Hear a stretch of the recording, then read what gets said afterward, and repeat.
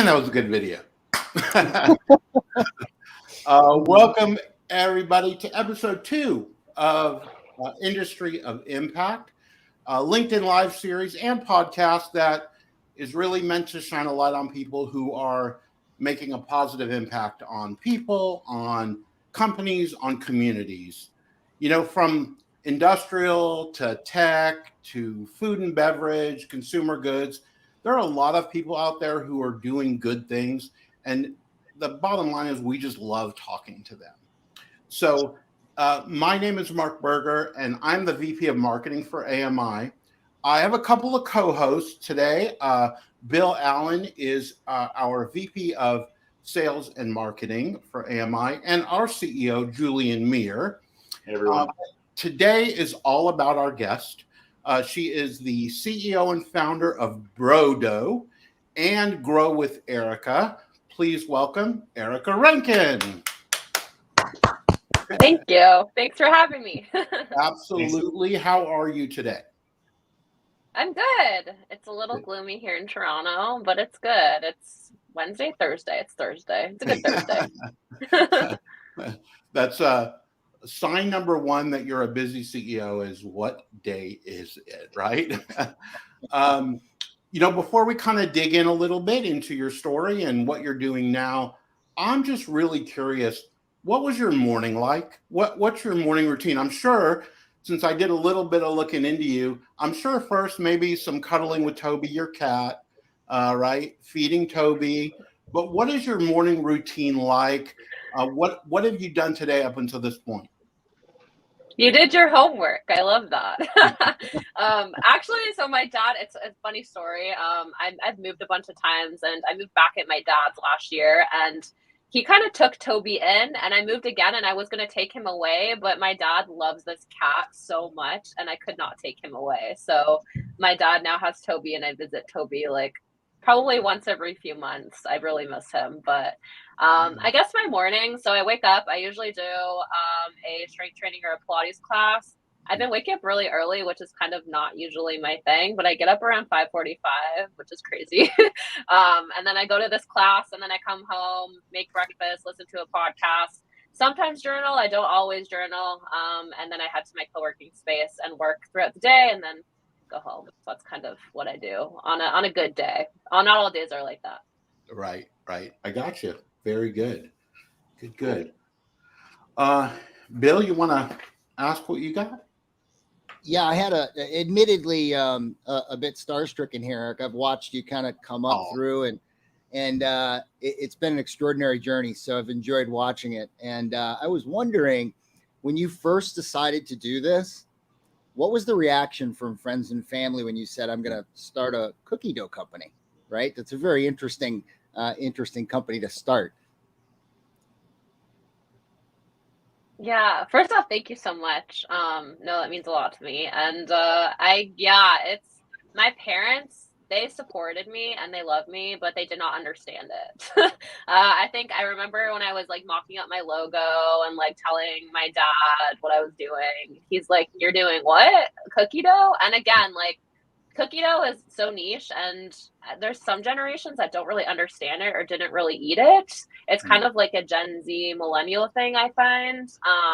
And they don't really eat cookie dough. They eat cookies. So they're like, why are you building your whole life around something that we don't even eat? And I'm like, I eat it. I like it. So they didn't really understand, but they supported me. And then I think they started to really support me when they saw the money coming in and the audience I was building, the customers eating my product. And then I had some friends who supported me, but again, didn't understand. And I'm still friends with them. And I think like the people that I have around me now have businesses. So we're like are supportive of each other. And I think that makes all the difference. But it was really tough at the beginning, I think. Very interesting. So my generation, as it relates to cookie dough, is you snuck a little bit of cookie dough while cookies were being, made, and it was slap the hand, get out of there. That's not good for you. But that's an old generation. So very different. So it's got raw eggs in it, Mark. You can't eat that. So obviously there are the supporters and the haters whenever you start anything, especially as a young entrepreneur. So what were some of the things that you did maybe through some of the tough times, some of the mentality things that you used to stay on track? Because obviously as a young entrepreneur and starting up a company, you put on your hat and you turn it in every single direction every day, playing all the roles. And what were some of the things that you did to, keep your mental state and keep positivity and keep things moving forward in the beginning during the rough times? There were times when I honestly thought I was gonna quit. I feel like it looks like I had it all together the whole time, but I really didn't. Like there were some really dark moments, and I think having like coaches or mentors or people you can go to like has really helped me. And then I'm like kind of the person who like I love quotes, and I have sticky notes, and I have like quotes written on my mirrors in my bedroom. Like I have one that says "Outlast the temporary," and that's like Ed Milet. He's like a really incredible entrepreneur that I follow, and Andy Frisella, and they just have all these like really powerful, impactful quotes, and just having them everywhere, like even in the dashboard of my car, like having like sticky notes and stuff, just kind of helps remind me. And I think like when you hit the highs, like the peaks, the mountains, the peak of the roller coaster, and you have like that high and everything's going right and everything's worth it. You journal and you make note of that. And then even the lows, you journal, you make note of that. And then you flip through and you're like, wow, I remember when that sucked and I got through it. And this sucks and I'm going to get through it. So I think that's really important too, is just having a track record and having that there to visit when you need it. Yeah, definitely. No, it's definitely interesting. The mindset I used to, not in this office, but in my old office, I literally had an entire wall that was covered in various quotes and then some of the moments that I had taken down, because it's so easy to forget and get so tunnel visioned in on one negative thing and kind of let it suck you down. Yeah. So that's cool. Okay, so here's what I don't get, because I am pretty old.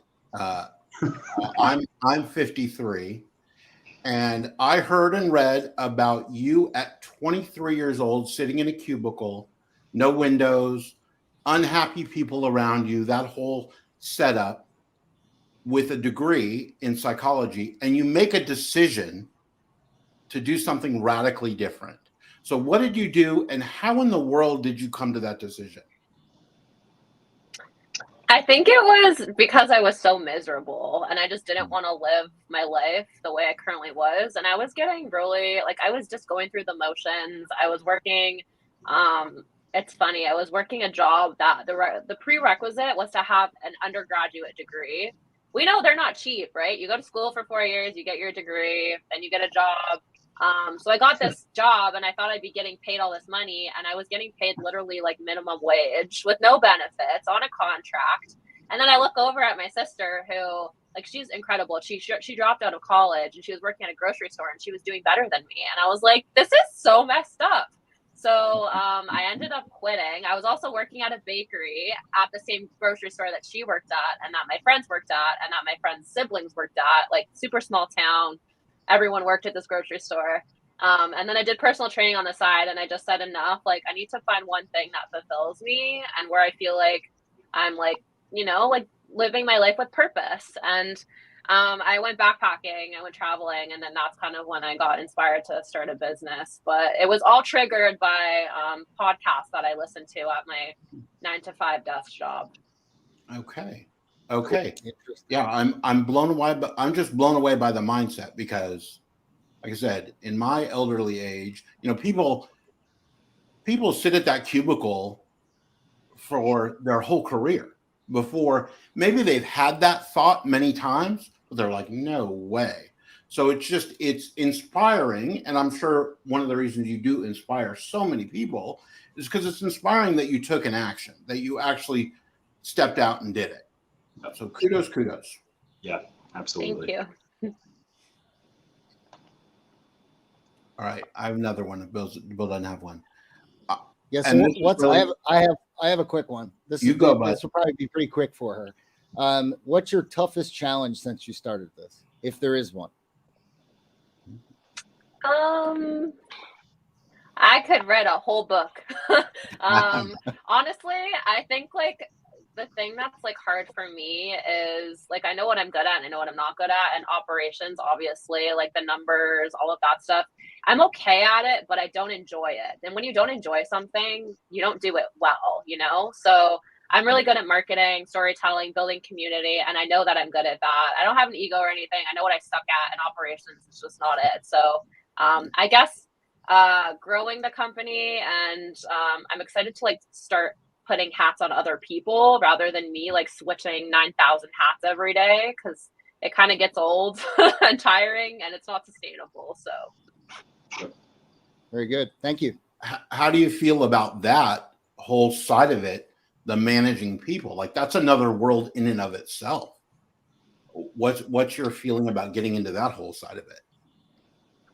it's funny because I just like, yeah, the business side has grown and stuff, but I never realized how big of a personal development journey it is as well. Like you're constantly stepping into new roles and learning how to do different things, and like you have to learn so much about yourself in the process. And kind of accept things like, you know, like put your ego aside and work on the things that you need to work on and know where your weak spots are. And I've never been an employer before. So the fact, like, I've been interviewing people, I just hired another employee, and he started earlier this week.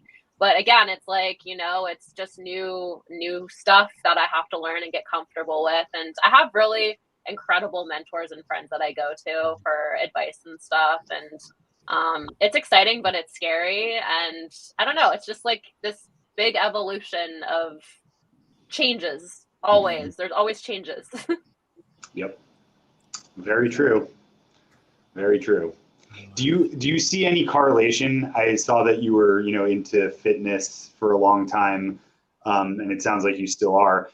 Is there any correlation for you with your fitness and kind of the mentality that you have to use, like if you're, you know, competing and doing fitness, you know, every day, that you've carried over into your business life, and some of that motivation and determination to get through the highs and lows?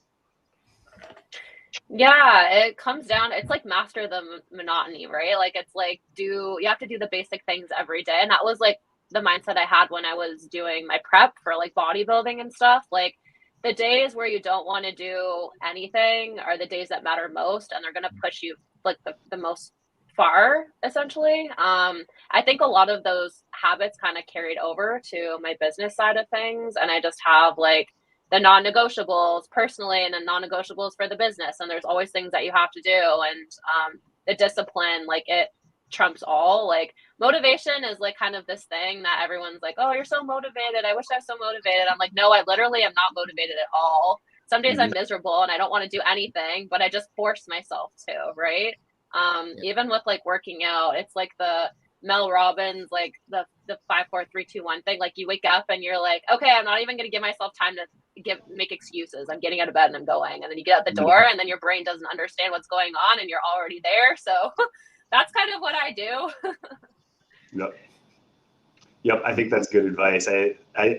It's like people get stuck so much in the minutia and like thinking about the negative instead of just like going out and doing it and keeping their eye on what they're looking to do, that it just weighs them down. So that's cool that you carried over that mindset. Okay. I'm a marketing guy, so I'm inspired and a little jealous of you. So over 50,000 followers on LinkedIn, over 200 followers on TikTok, almost 10,000 followers on Instagram. How did you know that you were going to go that route, that it was going to excite you? Or did you just jump in and realize, wow, this is an incredible way to market the business? How did you, or did someone say you need to go do this? How did that evolve? I think it was like out of a need. I think I posted about this today. When I launched my business, I just thought like, okay, you launch a business and people are going to order from you like right away, you know, and they're going to find you and they're going to buy your stuff and they're going to buy it again and again. That's not how it works, right? So you have to like market it. And I was like, what's marketing? I don't know what that is. Oh, people spend money on ads. Why? You know? So, and I didn't have the budget for that. So I was like, okay, how can I get creative and like put myself out there? Because I can't outsource anything. And I literally was the child who hated getting my photo taken. Like, I have a picture of me in my living room, and like, I think 3 different pictures. I'm like this. Like, I hated my picture being taken. And it's funny because now everything has changed. I'm like always behind the camera, you know, on the other side of things. And I appear to be very comfortable with it, but I never used to be. Like, I remember someone told me to be bigger than you are, right? Pretend to be bigger than you are. So I remember going on Instagram Live, Instagram stories, talking to my 200 followers, being like, oh my gosh, you guys, we sold out. We have a restock coming. And, you know, like, talking a big game, and eventually it kind of grew into what it is. But TikTok is interesting because my good friend Jill, she has a company called Paper Shoe Camera, and she got on there and she started posting TikToks, and then she had a bunch go viral, and she was selling out of inventory, and I was watching all of this happen, and she was picking and packing and shipping from her house as well. We were in like the same boat together. And I was looking at this happening, and I said, oh, you know what? I need to get on this dancing app and just get over it, you know? And so I went on there and I started posting stuff. And sure enough, I had one video blow up, and I got like 150 orders in like less than 2 days. And I messaged Jill and I was like, can you come over and help me fold boxes? So we like sat in my living room, folded boxes, stored them on the balcony because it was winter at the time. And yeah, and then ever since it just kind of snowballed and grew into what it is today, and it's just so much opportunity for organic reach. Yeah. Do you have any opinions on TikTok for business to business compared to business to consumer? Yeah, it's totally doable.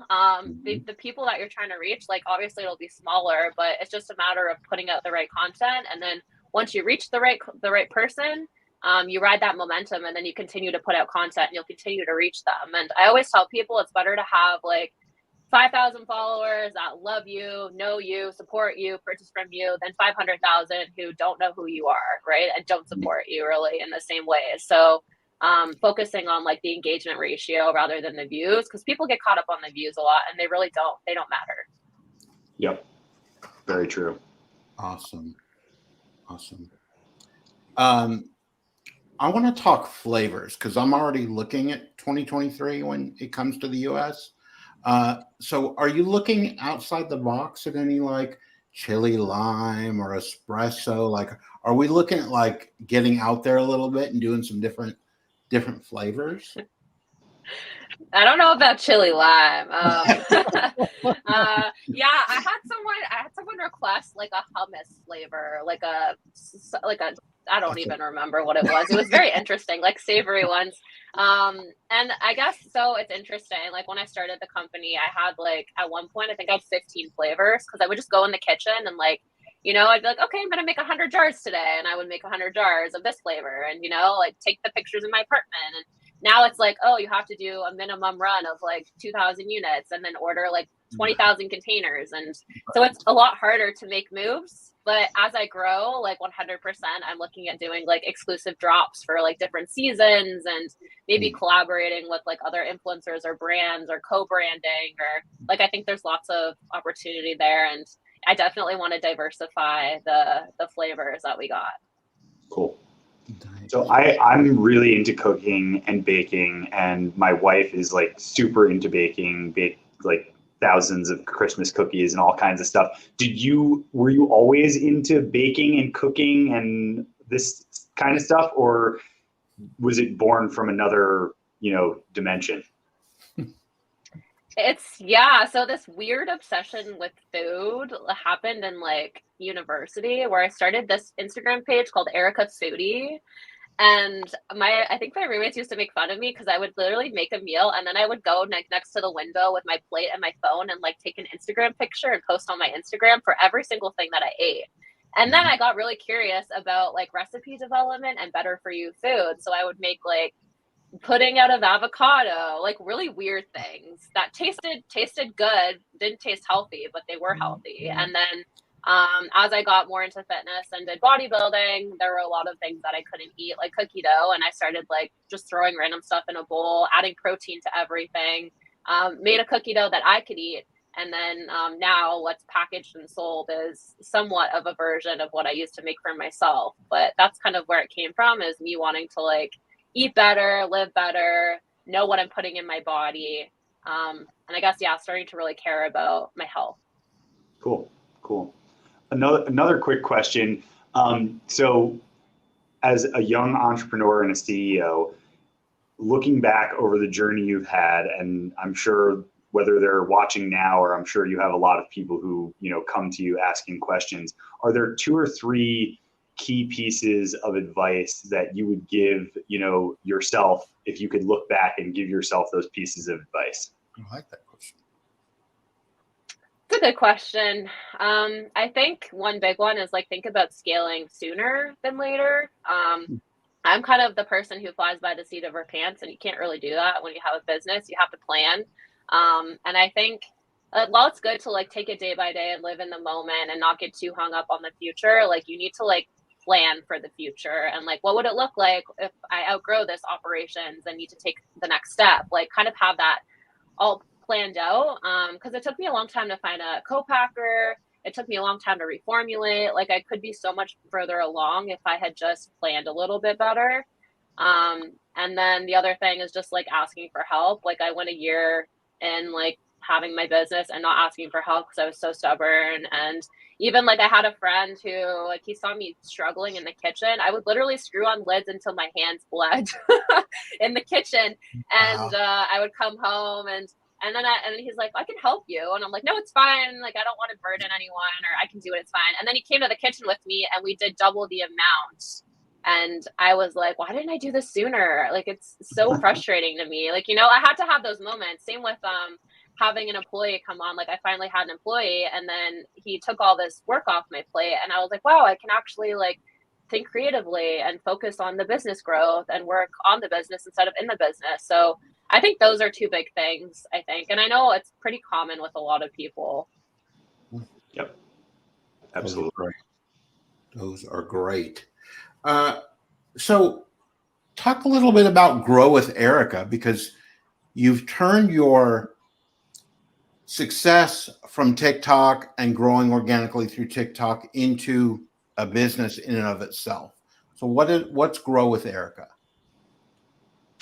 So that kind of came to be like 6 months ago-ish. Every week I was getting probably a dozen brands reaching out to me, asking me how to get on TikTok and how to grow on there. And I think we're seeing a huge shift now. Everyone's kind of moving away from Instagram and Facebook, and they're like, we need to get on TikTok. There's so much opportunity there. And no one really knows how to master it. So I kind of spent the whole pandemic, like, I don't know if you guys remember Clubhouse, but I would go into rooms and talk with other TikTok creators and just like study the platform, learn about the platform, and then just like trial things, and got really good at it. And now I do like consulting for brands with TikTok. And then I'm also going to branch out and help with other social media platforms like Instagram.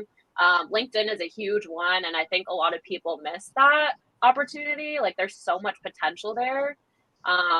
So that's kind of what I do now, is just help brands get seen without spending thousands of dollars on ads a month. And while that's great, there's so much more you can do with organic reach if you just do it correctly, right? Absolutely. And the key, beyond knowing a platform, so many people get caught up in, well, how do I do it?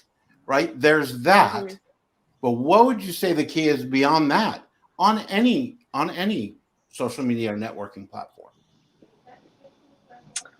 I guess like the thing that I see a lot of is people come to me and they're like, I want to blow up, but I don't want to put my face behind the camera. I just want to post product photos. And I'm like, well, you and every other business can do that. So I think like right now, like 2022, like there's so much competition. There's so many companies that have kind of emerged during the pandemic, especially like direct to consumer.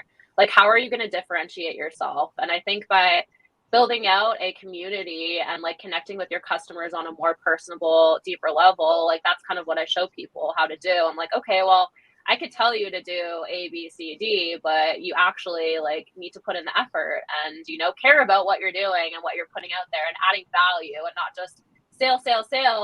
Because if people want to buy your stuff, they're going to go buy it on their own will. They're not going to buy it because you're telling them to. So I think people forget that sometimes, you know? Yep. I love this woman. I love it. Absolutely love it. Yeah, I've gone through, and once I learned about you and found you on TikTok, followed you, started looking back. Authenticity, vulnerability, documenting what you're doing, and talking to me as the person who's consuming your content as if I'm part of the journey. I mean, to me, that's the gold. Yep. Mm-hmm. Love it. Thank What you. else we got, gentlemen? Anything else for Erica? I was gonna say it's been fun. I've been part of the journey, so Thank you. Yeah, I Yeah. love you guys. I appreciate it. Yeah. It's been a wild ride. I first connected to you on LinkedIn when you had 2,000 or 3,000 followers. I remember. Oh wow. So, Oh, really? yeah, I think thank you. I messaged you, and I was asking you about, launching a company and being a young entrepreneur, because I've always been entrepreneurial, and we talked back and forth for a little while. And I think it's interesting, something you just said, and Mark, the question you asked, you enjoy being in front of the camera now, it seems anyway, but you said you didn't when you were younger. And I think that is like one of people's biggest fears, is like public speaking or being in front of the camera. Do you have any, for people who want to get their brand out, who want to get, themselves out as a brand, are there any things that you did to overcome that, and like tips that you would give somebody to help them? Because I think that's a huge fear that people have. Yeah, I think just like understanding that even like the big influencers or creators that you see on social media, they were never like that, right? Like they had to start somewhere. And even like a lot of public speakers that I talk to now, they still get like nervous, and sometimes they goof up and they're anxious, and like no one has it all figured out, even though it might look very polished on the outside. Like people are dying on the inside sometimes, including me, honestly. Like I did my first couple of public speaking events and I thought I was going to die. So that stuff's still really hard for me, but I do it. And the more you do it, the better you get at it. So I think just like tackling it on head on, FaceTiming friends, getting used to seeing your face like on Zoom and stuff, posting videos like on stories, like on Instagram, going on lives. And then also, this is a huge one, is like put videos out, but don't watch them 9,000 times before you post them, because you won't post them. Because it's like the whole bungee jumping thing. Like I tie it back to this. It's like I went bungee jumping last summer, and like you'd see people go up there and they'd look, and then they'd be like 1, 2, 3, and they wouldn't jump. And every single person that didn't jump on that first countdown walked down. They did the walk of shame. They couldn't jump. So you just have to post it. You just have to like film it and post it and not rewatch it, because you're going to criticize yourself and then you're going to end up not posting it. And that's what I hear from a lot of people, is they're so critical of themselves. But done is better than perfect. You're going to put out content and you're going to suck. Like I sucked at the beginning. We're really hard on ourselves too as humans, so just accepting that, and then understanding that you're going to get better and it's going to take time. So Yep. Remembering that we're human. That's awesome advice. Thank you for that. I think a lot of people will appreciate that advice. Definitely. All right, let's end on this. 3, 5, 10 years. Where would you like to see Brodo? I want it to be like a household name. I want like moms packing like little Brodo snacks in their kids' lunches. And I want like a grade 5 kid pulling out like, oh, I got Brodo for lunch, Like I think that's kind of the vision. And I just want to continue building it out and launching other products as well, not just cookie dough. So awesome. Amazing. I'll take some Brodo for lunch. Yeah. I'll take some Brodo for lunch. Yeah, I need some for when I go mountain biking, road biking, go to the gym. It sounds like a good alternative to nasty, chalky protein bars and things like that. So I'm looking forward to trying some. We may need to find a reason to make a trip to Canada, before 2023 comes around. Yeah, or hopefully by then I can get it to you guys. I'm trying to figure that out. I'm working hard. Good deal. Well, Erica, on behalf of Bill and Julian, thank you so much for your time. best of luck. Keep plugging away. You've got friends here, so just keep it up. We're proud. We hardly know you personally, but we're proud of you. Yeah, absolutely. Thank you. It means a lot to me. I appreciate you guys. Thanks for having me on. No, You thank got you for it. being on. It was a lot of fun. Thanks everyone Yeah. for joining Industry of Impact, and we will see you again. I think in a week we got another one. Keep your eyes open. Thanks again, Erica. Have a good day. Thanks. Bye, Erica. Thank you.